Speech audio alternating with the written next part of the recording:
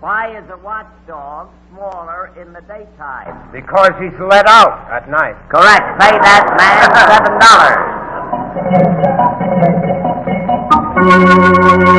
$7. What would you call a person who is afraid of water? Dirty. Dirty. Pay that man $9 because it pays to be ignorant.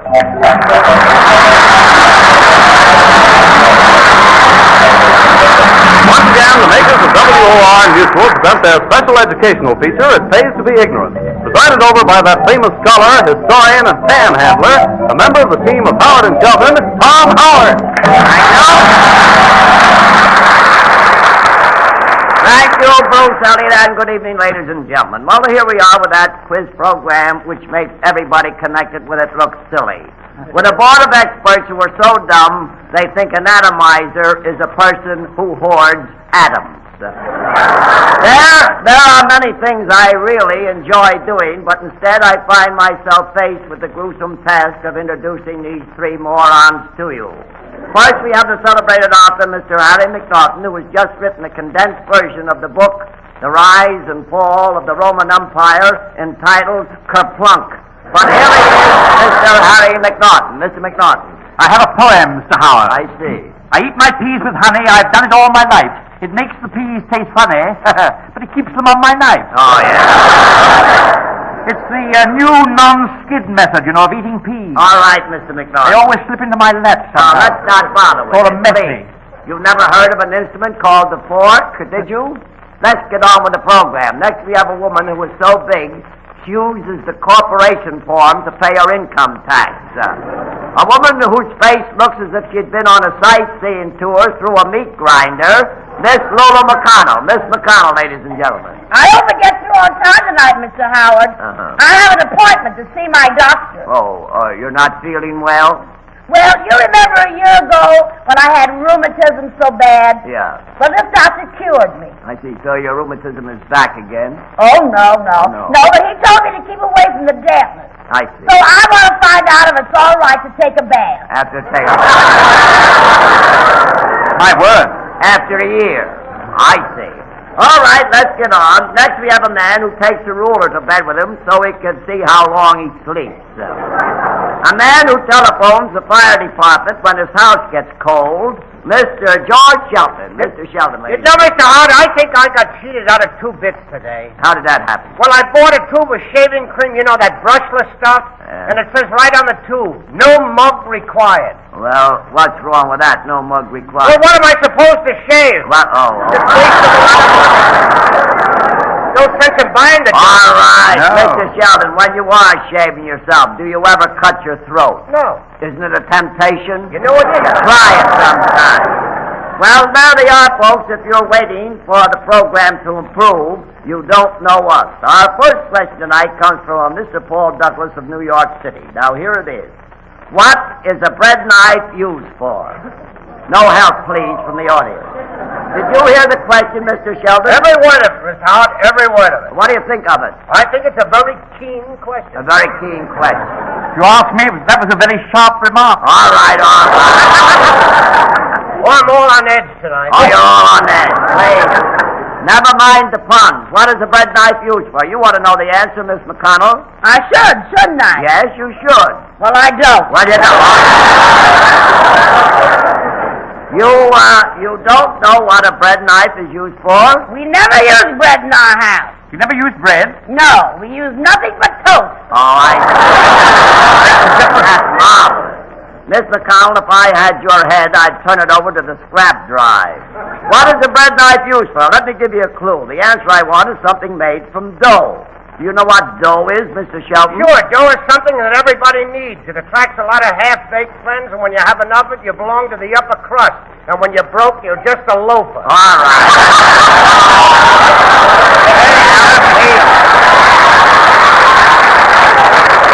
Please. That is not the answer I want. Miss McNaughton, do you know what I'm talking about? No, I do not.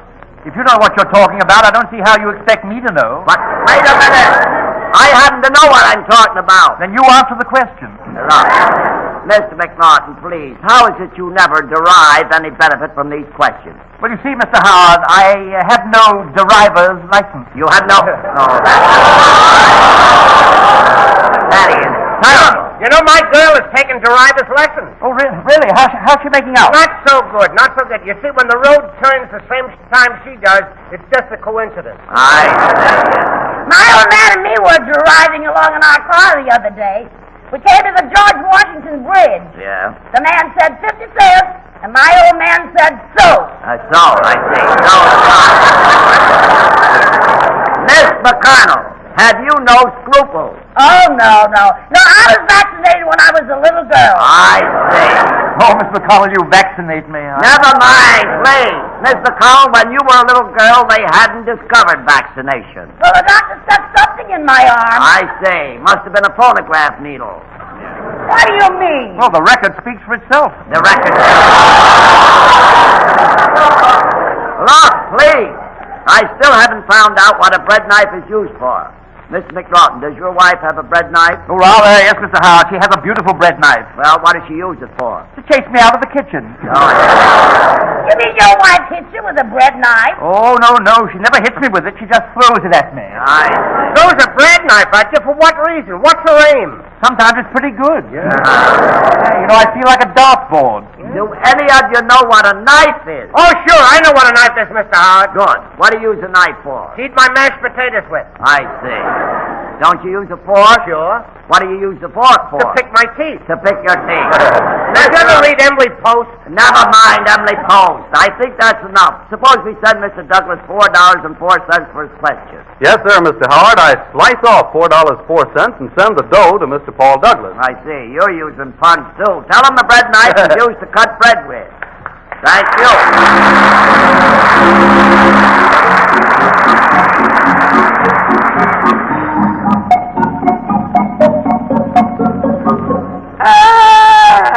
What's that now?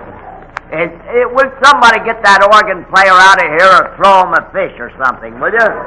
How anybody can you abuse a beautiful Hammond organ like that is beyond me. Well, here is the next question. Well, I'll get it. Just a moment. Now, who's ringing the phone? Hello? What is the correct time? Just a moment, please. Just a moment.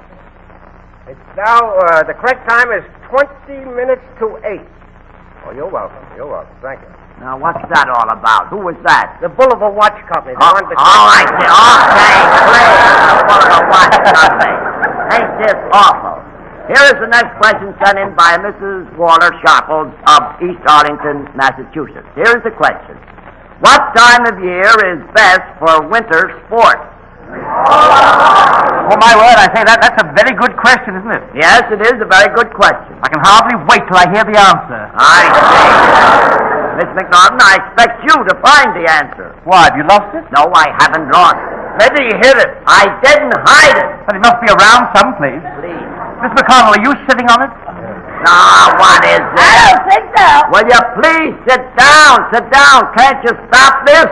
Oh, I always listen to that program. What program? Can you top this? Please.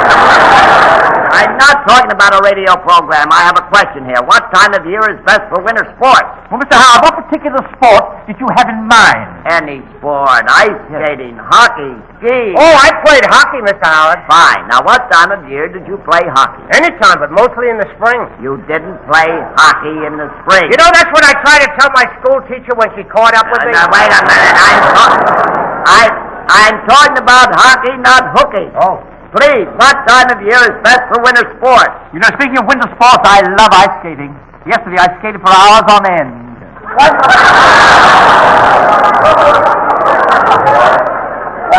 Wasn't it painful? No, I always carry a pillow with me. You know, I saw the ice show at Madison Square Garden. Boy, could they skate. One girl skated with 1 foot up in the air. So what? When I skate, I have 2 feet in the air. Beautiful sight. Beautiful sight. Will you cut it out, please? You know, I was over at the ice rink at Radio City the other day practicing. I tried for 2 hours to make a fancy figure. Oh, what happened? She slapped my face. Oh, I see. Mr. Sheldon, do you like to skate? Oh, yeah, but the last time I skated, I took an awful fall. Did the people laugh? No, but the ice made some funny cracks.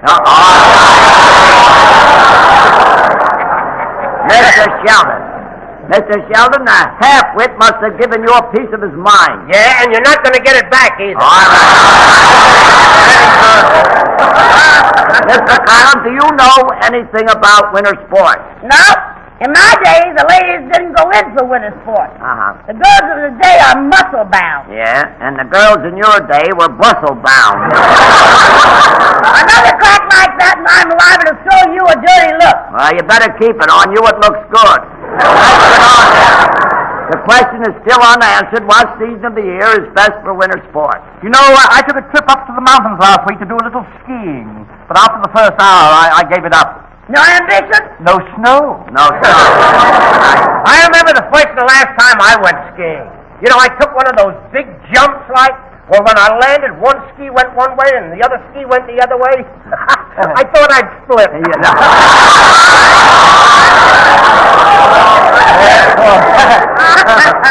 worse and worse.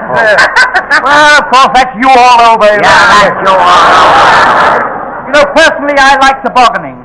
You like tobogganing, Miss McConnell? Oh, sure. You get things cheaper that way. You get things Mr. Elliott, please, let's get out of this thing. Suppose you send Mrs. Sharple $7.77 for her question. Right, Mr. Howard, $7.77 to Mrs. Walter Sharples with best wishes from all of us. The answer, of course, is winter.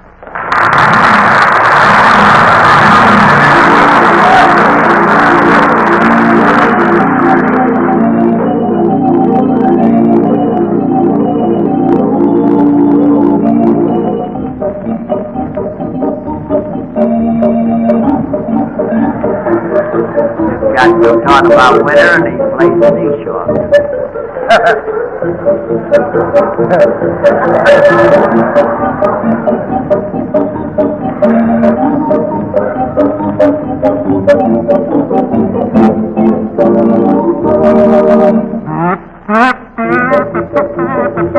That's marvelous.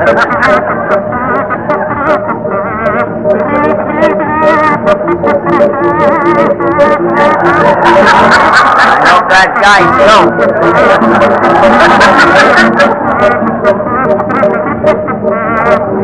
Swallow that all.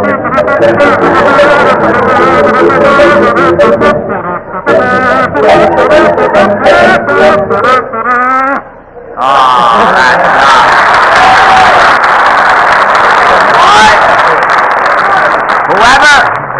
Whoever gave that guy a union card ought to go out and shoot himself. I wonder what that was called. Oh, that was Schubert's Unfinished Symphony. Oh, it was.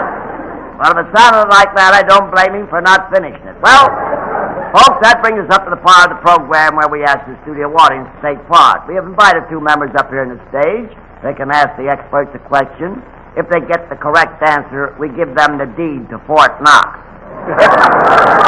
If they stump the experts, we always manage and scrape up a few pennies for them. So who is our first contestant, Mr. Elliott? Mr. Howard, I'd like you to meet Corporal Gene Glick of the Army. Oh, how do you do, Mr.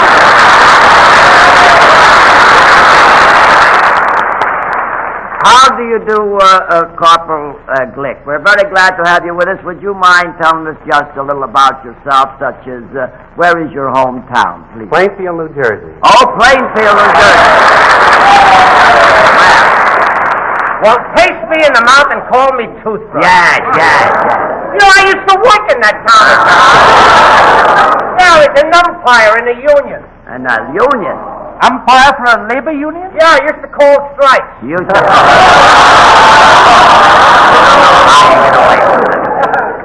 You know, Corporal Glick, I was in the Army in the last war, yes, but I didn't stay. You didn't stay? Didn't like the hours, I guess. Huh? No, that wasn't it. You see, they cut my salary after I'd been in just a few days. They cut your salary? What for? Well, I was late for breakfast one morning, so the sergeant told me I'd be confined 2 quarters for 2 weeks, you see. I know I'm naughty tonight. I can't. Yeah. I mean, how can a person live on 2 quarters? No, that isn't very much money, Of mister. course, I would have settled for a couple of bucks. Oh, yeah, all right, please, let's get on here. Corporal, don't let these 3 dead batteries shock you here. Would you mind telling us just what you did before you entered the service? I played in the band. Oh, you're a musician, isn't that? Yes, sir. What instrument did you play? Drums. Oh, the drums. Play the drums. Can you beat that? Yeah, he played the drums. You know, Corporal, I play musical instruments. You know that, Mr. Howard? I didn't know I it. play the trombone, clarinet, flute, piccolo, and trombone. Yes. Have you got a zither? Oh, I've got a zither and a brother. You got a zither? All right, please. I got a lot of musical instruments, too. Oh, you got a lot of... I got a drum and a pipe and Yeah? zither and all that. Oh, I kind of- see. You got a pipe. Yeah, I got a pipe and 3 kids. You got a...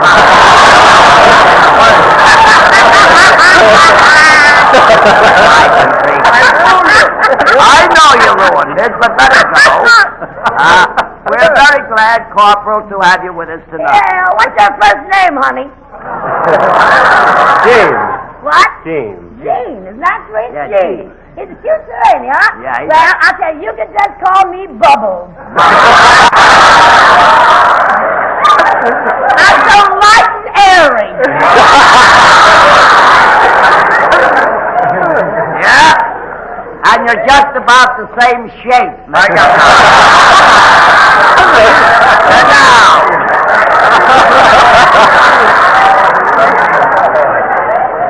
Corporal, would you mind reaching into the dunce cap there and picking out a question for us? And would you mind reading it? That is, just read the question. Just read it. Help me, Mr. Who is the principal character in the opera Carmen? I see. Who is the principal character in the opera Carmen? Now, there's a question on music for you. You like music, don't you, Miss McConnell? Oh, yes, I'm very musical. Yeah. Did you know that I had a chance to sing in the voice of the turtle? Really? Voice of the I say that's very interesting, you know. What part were you going to play, Miss McConnell? The turtle. Oh. Well, I'd say that's very good casting. You Yeah, know. that's Turtle. That's a frog in an armored car, isn't it?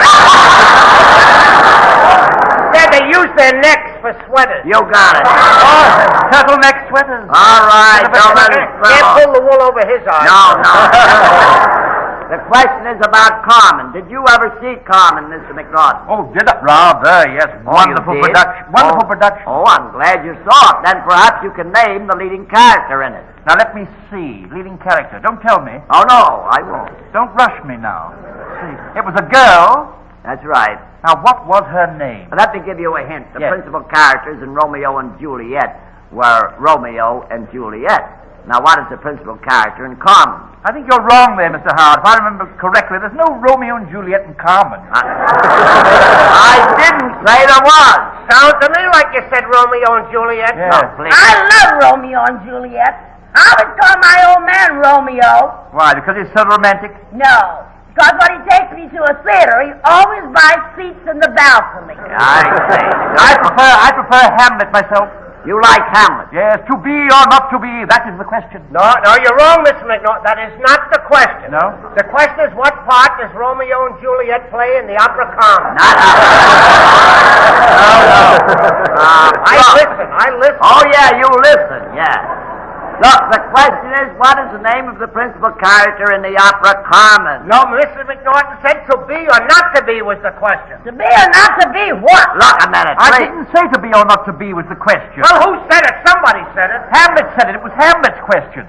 Well, send him $5 and let's get on with the program. Right. The question has nothing to do with Hamlet. It's about the opera Carmen. Hamlet is Shakespeare. Hamlet is Shakespeare. When did he change his name? When he got married. Hamlet didn't get married. He did it. Well, then why does he hang around Juliet's balcony all the time?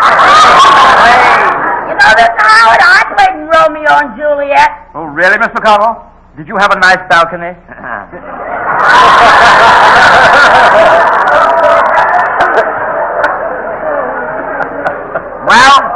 Well, if she didn't, she's got one now.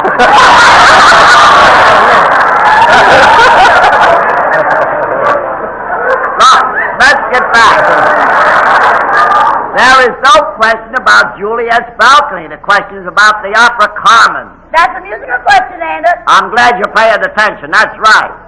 Yeah, I'm taking up music as a career. You are? I'm forging ahead. You're forging ahead. Yep. If you get time, forge one for yourself, will you, Mr. The question is still about opera. I went to the opera last week, but I left after the first act. Oh, really? Why? Didn't you like it? Oh, I loved it. But said in the program, second act the same as act one. Why waste time? Yeah, why? It gets so monotonous. Yes. No, I'm taking a lady to the theater tomorrow night. We're going to sit in the balcony, yes, all by ourselves. You're going to sit in the balcony, or you mean you bought the entire balcony? Precisely, Mr. Howard. The sign outside said, entire balcony, $1.10, so I bought it. Very cheap. Very cheap. Yes, you did. Sadie Wright and me went to see a show last week, but we couldn't get seats. It was so crowded. Well, couldn't you get standing room? Yeah, but not together. Not together. All right, please. There must be an easier way to make a living here, please. Well, we're going to the theater 2 weeks from next Wednesday to see the second act of a play. What was the matter with the first act? Oh, we saw that last Wednesday. You- So we got to go back 2 weeks from next Wednesday and see the second act. Say, wait a minute. What are you talking about? Well, it said on the program, second act, 3 weeks later. 3 weeks later.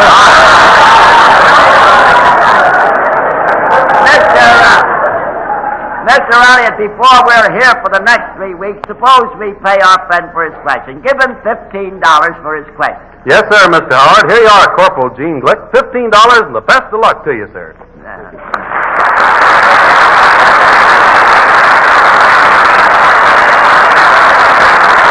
The principal character in the opera Carmen is, of course, Carmen.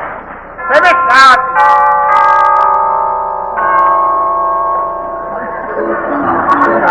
Anything can happen in the show.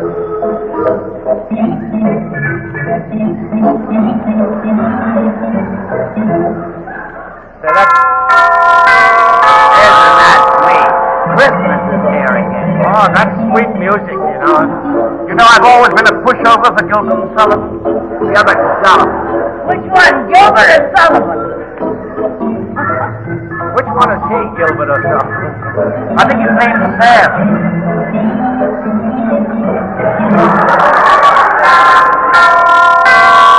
That must be 6 o'clock or something now. Say, Mr. Howard, is that music from Carmen? That music's from Hunger, Mr. Sheldon. Hunger, is that a very good show, Mr. Howard? Oh, forget it, please. Who is our next contestant, Mr. Elliott? Mr. Howard, this is Yeoman Second Class Vivian Wayland of the Wave.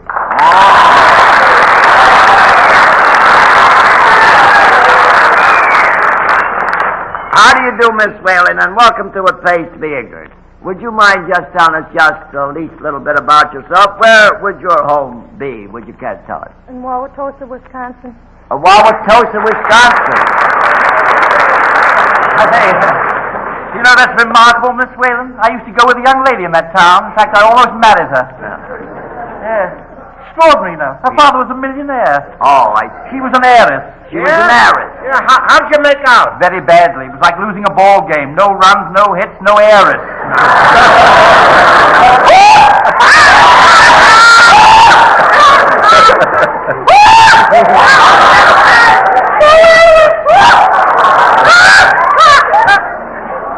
I don't get it. No.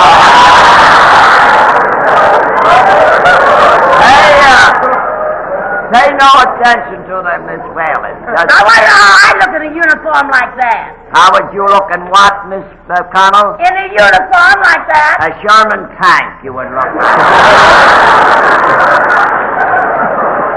Why is it, Mr. Howard, you're always making cracks about my figure? I'll have you know before I married my old man, I said no to 10 different men. Yeah? What were they selling?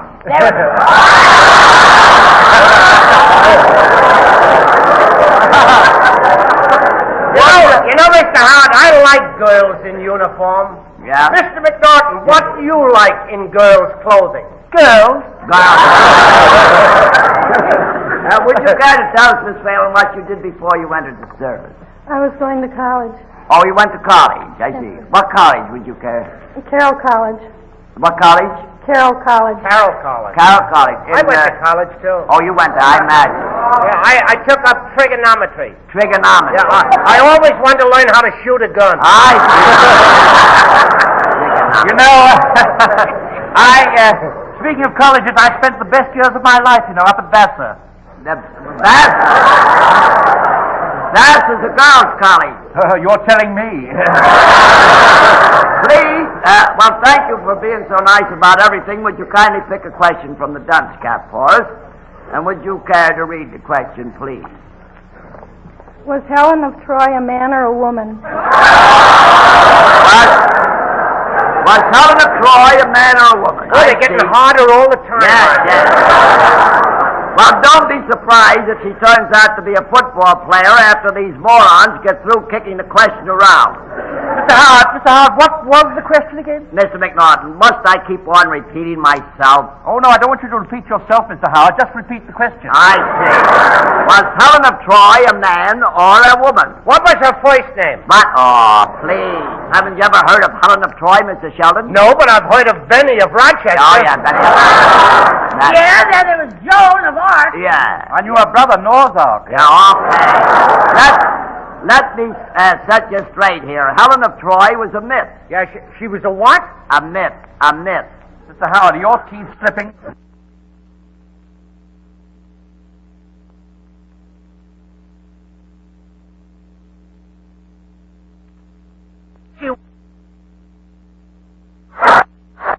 Helen of Troy was a myth. Something that don't can't see.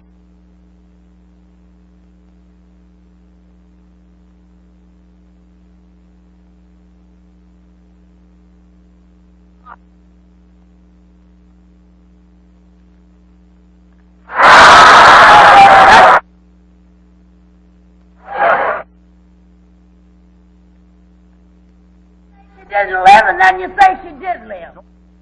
Please make up your mind, sir. Look, I said she lived in fiction. Well, where is fiction? Look, when I wasn't, she was.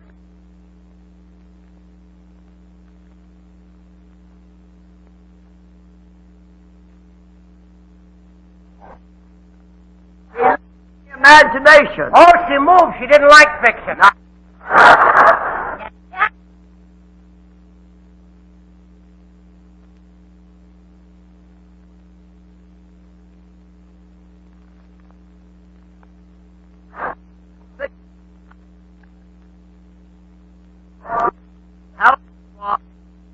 Just My word, skinny, wasn't she? yes. Everything is imagination.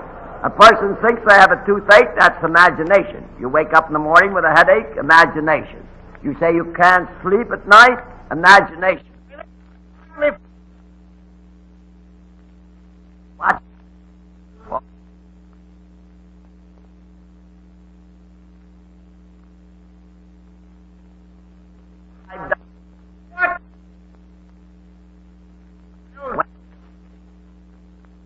Imagination, Mr. Howard, imagination. Mr. Elliott, give our charming guest here $15 for a question, and may I add, that's not imagination. Yes, sir, Miss Howard. It's a pleasure. $15 with our best wishes. Vivian Whalen of the Wave. Thank you a lot for being with us. And thank you a lot for helping us out. Helen of Troy was a woman.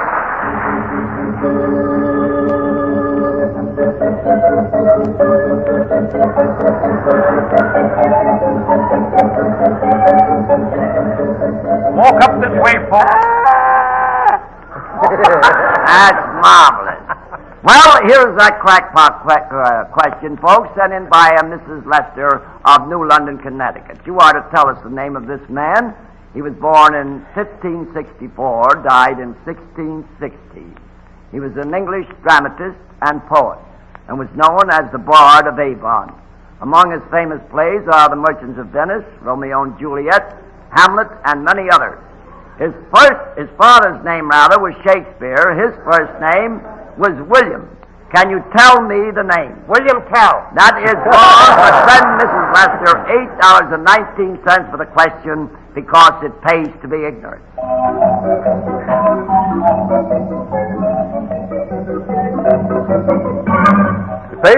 Department was created by Tom Howard and directed by Roger Bauer. It will be heard again next Monday night at 7:30 p.m. Eastern Wartime. This is Tom Howard again saying good night for Harry McNaughton, Lula McConnell, George Sheldon. Good night and good nonsense. Thank you. This is Mutual.